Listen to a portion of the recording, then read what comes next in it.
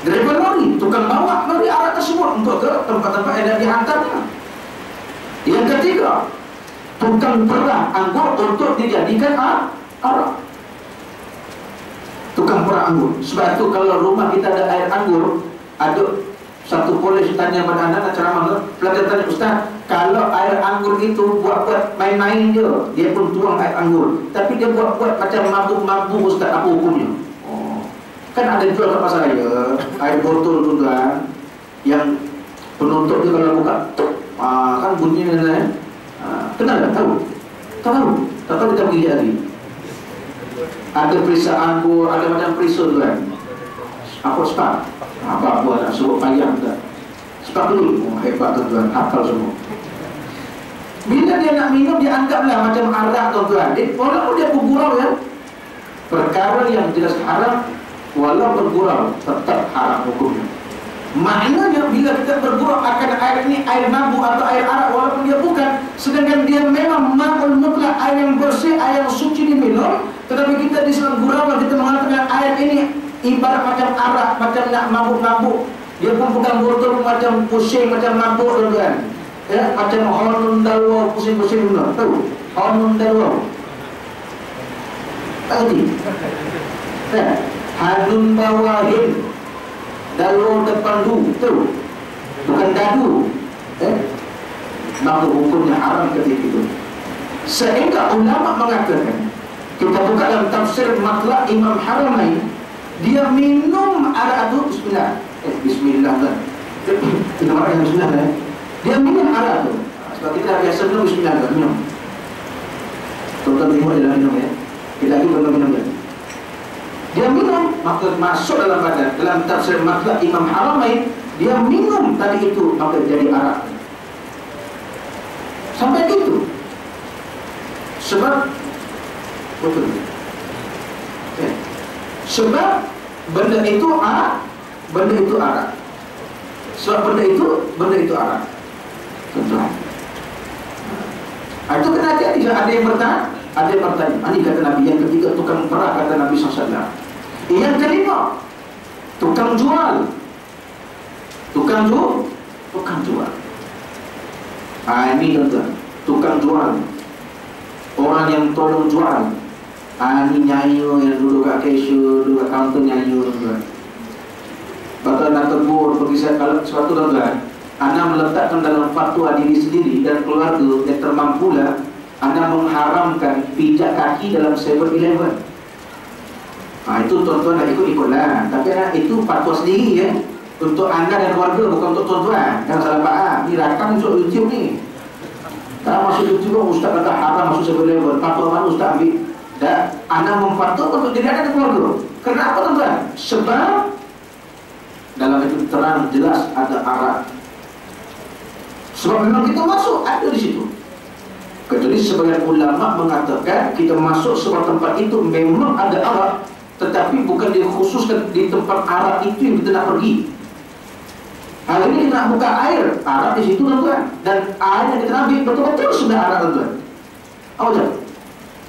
Kita nak ambil apa? Nak ambil air root apa ni? Nak ambil air root beer yang ENW dulu. Dia oleh sebab root beer, dia letak pun sebelah beer tuan-tuan. Sudah tuan, kita nak ambil duduk sebelah. Kecuali kalau dah terpaksa lah, dah pukul 2-3 pagi tuan-tuan, itu lain lah tuan-tuan. Ni, lepas tu dah bila masuk 7-Eleven, tuan-tuan akan beritahu lah budak-budak yang jaga tuan-tuan. Maka ada tu 7-Eleven tuan-tuan di Shah Alam, anak belakang, depan tu Cina. Dia beli arak, dia stok 2 botol tuan-tuan. Anak perasan budak tu pegang arak tu guna kain. Guna kain Lepas tu Pak Ahmad dia pegang guna kain sebab benda tu najis, walaupun botol air tu dalam botol. Mentaliti dia, aku tak boleh pegang, ini haram. Maka dia faham, macam nak salam laki perempuan mahram kena berlapik istilahnya. Dia pun faham haram arak ni, dia pun lapik dengan kain nak pegang botol arak ni. Itu fahaman dia, bagus dah tu. Tapi mungkin ilmu tak habis, agaknya untuk guru dia mati kan. Kan Nabi suruh tukang jual. Nampak tak? Dia dah betul lah pegang campur, pegang kain. Tapi dia kan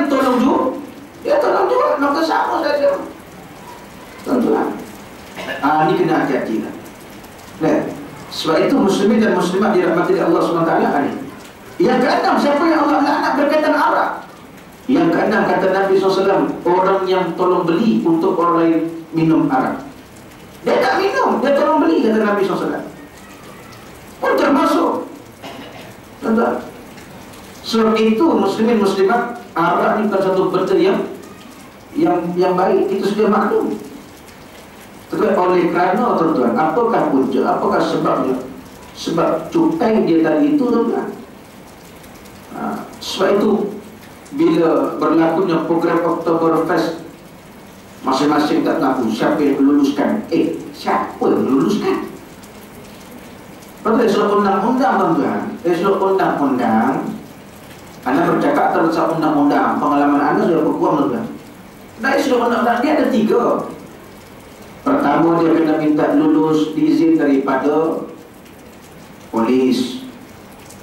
Yang kedua, dia nak kena minta izin daripada immigration. Baru yang ketiga, tempat dia nak dianjurkan, seperti majlis perbandaran contohnya. Siapa yang luluskan? Yang 2 ni siapa bawa siapa? Dia tak boleh terus pada majlis perbandaran. Kena yang pertama dan yang kedua dahulu. 2 ni bawa siapa? Jadi jangan tanyalah siapa yang luluskan. Ini tanya siapa yang luluskan. Semua tak mengaku, tuan. Memang siapa nak aku? Orang gila tu tak ada aku gila. Orang gila tak ada aku. Aku gila lah tak ada aku, tuan. Orang alim mengaku dia alim sebab dia bodoh. Itu hakikatnya. Tanya Syekh Nuruddin, tuan. Orang yang alim mengaku diri alim sebenarnya dia bodoh, kata Syekh Nuruddin. Bunyinya kasar, itu hakikat dia, tuan-tuan, dirahmati Allah Subhanahu wa taala. Tuan-tuan, contohlah orang marah tak panggil dia Tuan Haji. Marah tu. Marah tadi. Marah ya. Kita tes saja lagi. Tuan-tuan, orang panggil dia lah, Assalamualaikum bang. Tak jawab salam, masa panggil abang, tuan-tuan. Nasib baik panggil abang, pada panggilnya atuk lah, lagi bunyi macam tua, tuan. Walaupun memang dah tua. Orang panggil salam, Assalamualaikum bang, tak jawab. Oh, boleh haji lah katakan kan. Semangat 46 tu tinggi lagi, tuan-tuan. Tak jawab. Bang, pekak ke? Tak. Kau tak jawab kenapa? Kau panggil aku abang, 46 hari aku pergi haji. Abang, Tuan Haji tau. Oh, tuan-tuan, Masya Allah. Adakah makruh, tuan-tuan, kalau gitu? Kalau dia minta dipanggil, tuan-tuan. Nak panggil awaknya apa? Ustaz ke, imam ke, abang ke, panggil apa-apa, tuan-tuan, asalkan sesuai. Panggil adik pun tak apa, tuan-tuan. Nampak modul itu. Itu je. Ni tak dipanggil Tuan Haji, bising je. Anda teringat dalam orang korban, semalam ada bagi satu orang korban. Dia datuk, tuan-tuan. Jadi budak yang buat ini, dia tak tulis datuk. Pada aku akad korban tu pun tak sebut datuk. Kalau sebut datuk mengamuk lembut kan. Patut nak sebut kalau imam baca talqin, walaupun dia Tan Sri, tak payah sebut saya, bukan tuntutan. Sedangkan Nabi yang lebih tinggi pun Jibril tak panggil ya Rasul, ya Muhammad dengan panggilan nama, tuan-tuan. Kalau kita imam baca tahlil, dah mati kan, wahai Tan Sri, sebut tu kat tu, sahih pengampu, tuan. Sebab apa lagi, tuan? Kita nak cakap. Walau dalam soal kematian tidak ada istilah protokol. Dah mati, protokol apa lagi? Tidak ada. Maka kalau dah mati, ikut kehendak Islam, bukan kehendak protokol. Bukan. Patut besok bila kita ngaji agama ni, selesai masalah, beres masalah. Jadi masalah tak ngaji agama ni masalah. Tuan-tuan, dia baca nama wahai Muhammad bin Abdullah, walaupun ada Profesor Dr. Tan Sri, panjang penuh, tuan-tuan. Lembu tu pun kata lambek, dia kata. Lambek jang, copek lah dia kata. Ada esai dah sakit ni kena ikat lama, dia kata. Yang gitu nak baca dan luar Bismillahirrahmanirrahim, Tan Sri, Datuk Sri, Profesor Dr. Haji. Lembu tu pusing tengok tukang sembelih. Lama sangat, dia kata. Mana kita nak sebut nama biasa sudah, kan? Maka kat sini budak ni lupa tulis, tuan-tuan, datuk. Anda bagi by hand, sebab ada yang tak ada alamat, anda bagi by hand. Ini kejap lagi dari mana-mana anak bagi nanti kerja, kejap lagi izin anda sebut nama-nama untuk jumpa dia lagi, yang tak ada alamat penuh ni. Tuan-tuan, anda pun bagi bayan, dia membuka tuan-tuan sini. Oh, cantik dia tu Ustaz. Ustaz, silap dia kata. Anda pun dah risau, apa yang silap? Takut tersilap tulis korban ke, akikah ke, takut silap tu je. Rupanya silapnya tak letak datuk je. Ustaz lupa tak datuk tu Ustaz. Aduh Ustaz akad sebut tak sebut, dia tanya nak aku suruh sebut ke? La ilaha illallah. Anda kata tu, masa akad anda tak sebut. Apa tu sah kata Ustaz? Apa tak sah pula? Ini masa akad tak ngaji Ustaz lah. La ilaha illallah. Minta mak cakap, ada datuk sini tak? Ada. Kalau ada pun dah pindah dah. Betul aku cakap lagi. Pasal tak ada tak? Kalau ada, kena jaga juga tak? Tak terasa sudah. Anak pun bapa SM pun datuk tuan. Bukan sultan saya agung tuan-tuan. Tak main dah sultan saya. Tapi ada apa ada tuan-tuan? Sehingga pernah mengajar surah An-Naim, ada 2-3 orang tanya, Ustaz, jadi ke ambil pingat daripada Sultan Selangor di PMS, Datuk Paduka. Anak tak dapat tuan-tuan. Ramai-ramai tak ada Ustaz lagi, Datuk Paduka tuan. Di Paduka orang pun tuan. Anak tersurat sebagai haji kepada sesuai sultan tuan, untuk tolak cara baik. Tak tahu ambil. Oh, dia kata, apa susah tak ambil Ustaz. Malah aku kan. Tak ada orang kenal. Dah ada lagi kenal susah. Tuan-tuan nak? Bayarlah RM500,000. Apa aku bagi tu tuan? Tuan-tuan, dia marah pula gitu. Ustaz nak dapat bukan susah, orang sanggup beli, Ustaz dibagi nak ambil pula. Tak mahu lah tuan. Tak senang tidur je, datang orang tak sign ke dia tuan. Ada apa tuan-tuan? Tak nak cakap. Jadi sebab itu muslim-muslim adalah mati oleh Allah Subhanahu Wa Taala. Anda akan sebut tadi dah, 3 perkara yang manusia memegangnya maka binasa. Harta, takhta, pangkat, wanita. Kalau protokol, ya protokol. Tuan-tuan, mungkin kita dengan kawan rapat kita kan, boleh bertepuk bahu tuan-tuan, boleh berkurau sedar. Tapi kalau mungkin bertemu orang ramai depan dia, kita kena ada protokol. Itu memang istilahnya gitu. Walaupun kita kat luar panggil dia hemat, kan? Tapi ada orang ramai, Datuk, saya nak minta izin keluar sekejap lah. Itu kan protokolnya. Tapi dah mampu tuan-tuan, tak ada protokol lagi dah. Ikut protokol Islam. Itu kan. Jadi dia sebut Ustaz Abi tu sah. Kendak Ustaz Sombi tak sebut Datuk tadi tu. La ilaha illallah. Anda kata tu, La ilaha itu nama dulu ke Datuk dulu? Kan nama bukan Datuk itu. Macam nikah lah tuan-tuan. Tuan-tuan nikah, tuan-tuan doktor. Tapi nikah tak sebut aku nikahkan akan nikah dengan doktor sekian. Tak sebut doktor dah, dia sebut nama dia. Jadi sebab itu tuan-tuan dirahmati Allah, tidak ada apa-apa pada pangkat kedudukan di sisi Allah Ta'ala. Bukan Allah memandang itu, tidak. Allah tidak memandang itu. Baik. Jadi itu tuan-tuan dirahmati oleh Allah Subhanahu Wa Ta'ala. Okey, baik.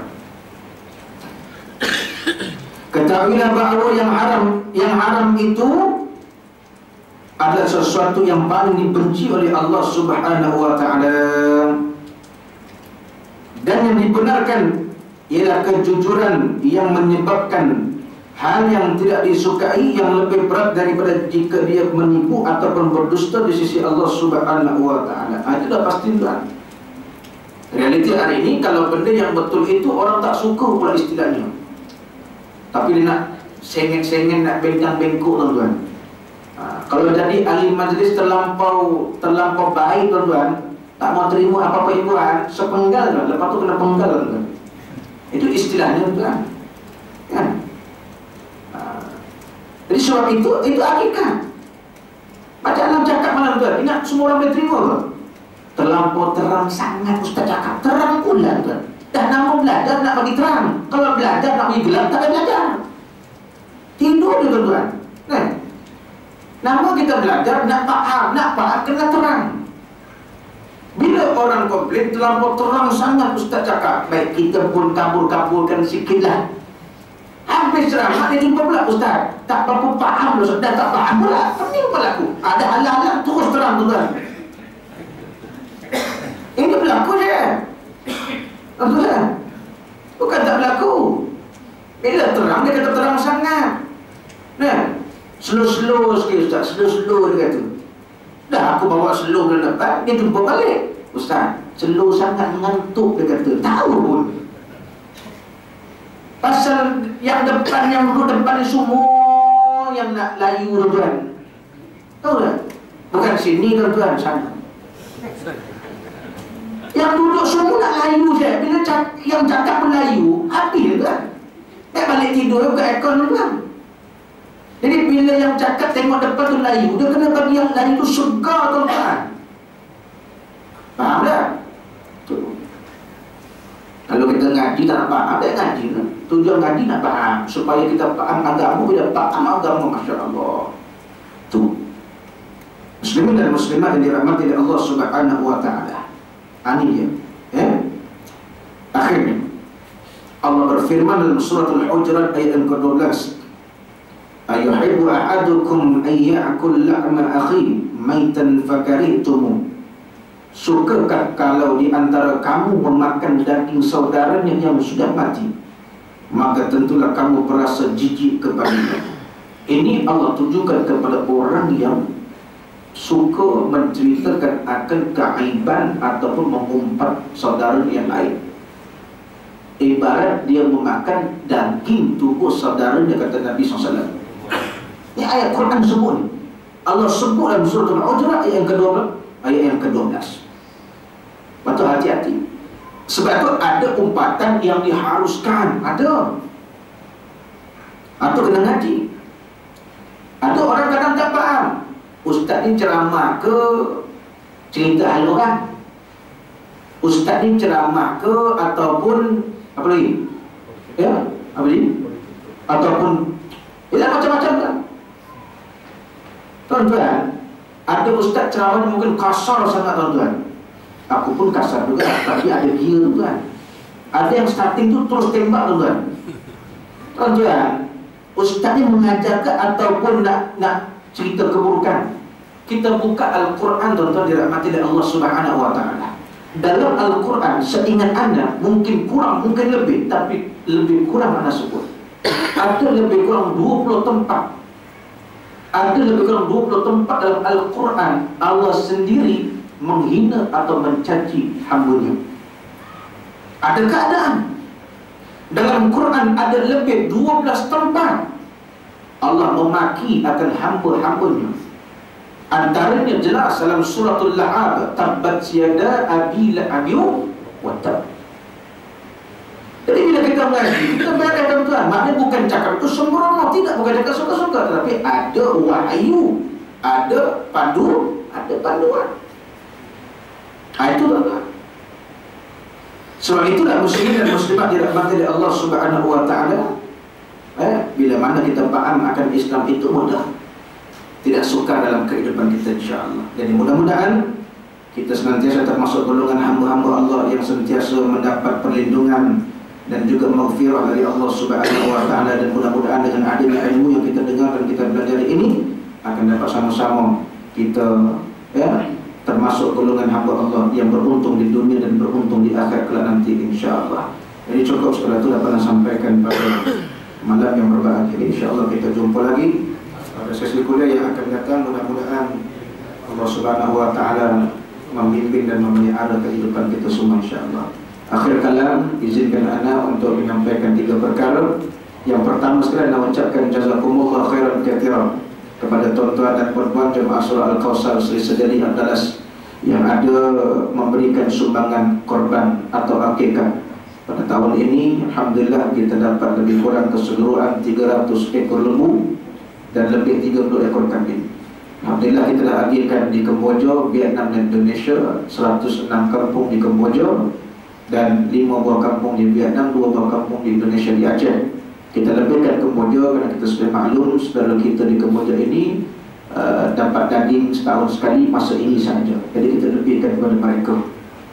Jadi mudah-mudahan amalan korban yang tuan-tuan perempuan laksanakan itu diterima oleh Allah walau di mana kita laksanakan. Moga-moga ini akan menjadi tunggangan kita di hari akhirat, dan sama-sama kita berazam dan kita berniat sampai kita berkumpul dulu tahun hadapan kita berkorban lagi, insya-Allah. Yang keduanya, ana ucapkan syukran jazilan kepada tuan-tuan dan puan-puan yang ada menginfak, yang ada memasukkan sumbangan dalam tabung yang bawa di belakang. Alhamdulillah kita hantar baru ini lebih kurang 14.000 ringgit di Aceh untuk pembinaan masjid yang sedang kita bina hampir 70%. Alhamdulillah kita akan coba siapkan tahun depan insyaAllah untuk kita resmikan di sana. Dan pada 11 Disember ini Anda akan berangkat ke Kamboja nanti sekali untuk meresmikan masjid yang ke-12 yang telah siap dibina hasil sumbangan-sumbangan tabung yang ustaz-ustaz bawa termasuk Anda, ya, dan juga sumbangan zakat yang jemaah bagi, dan ada yang bagi di wakaf arwah yang telah meninggal. InsyaAllah kita akan resmikan masjid yang ke-12 itu insyaAllah.